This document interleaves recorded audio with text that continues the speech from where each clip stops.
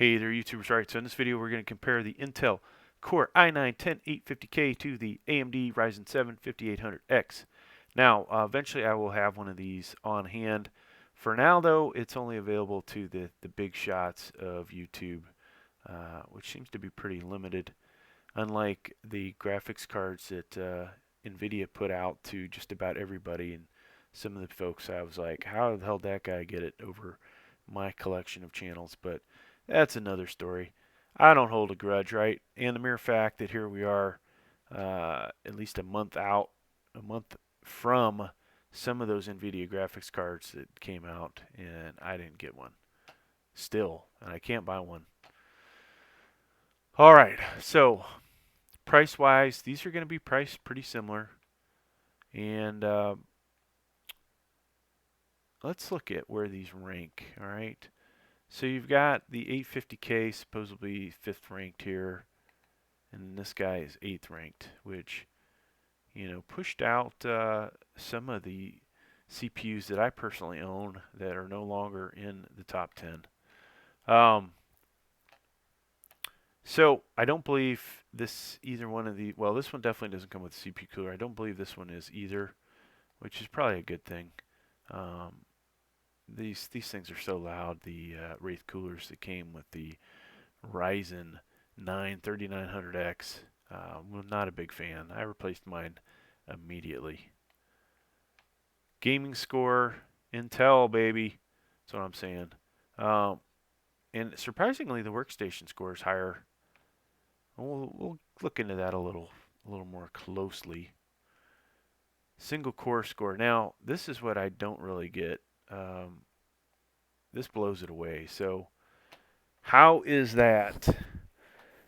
I think, you know, you could pretty much throw this out. If this is correct, this would be a huge advantage over this i9 in games like Fortnite. Quad core score, it gets some of that back, right?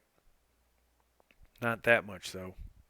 And what games really take advantage of quad core versus, you know, having a high single core score?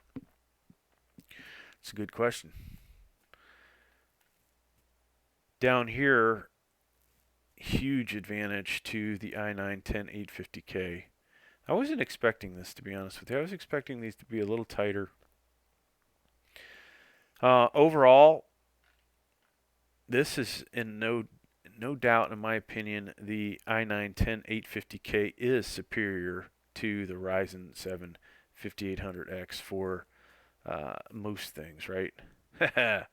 So, you know, it's funny if, you know, you're an Intel guy and you were to say this back in the day of one of the Intel CPUs over the Ryzen, let's say Ryzen 9 3900X, you know, people would have something to say about that. But honestly, for gaming, the Ryzen 7 5800X may be a little better. Those of you that have to do some serious number crunching and rendering, 3D CAD, 3D modeling, 3D animation, and this is software dependent, so sometimes it may not matter. Sometimes you may take advantage of this. So this is almost a swap here, folks, where in the past I would have been like, oh yeah, Intel better for gaming, the Ryzen better for, you know, the last group of stuff I said. But in this case, yeah, you know, I was going to buy this CPU, to be honest with you. Did not do it.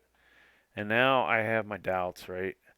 So I could buy this one, and I'll probably jump up one level because there's no doubt that the 5900X is superior to this i9, I would think, on paper. Now, in reality, it's another story.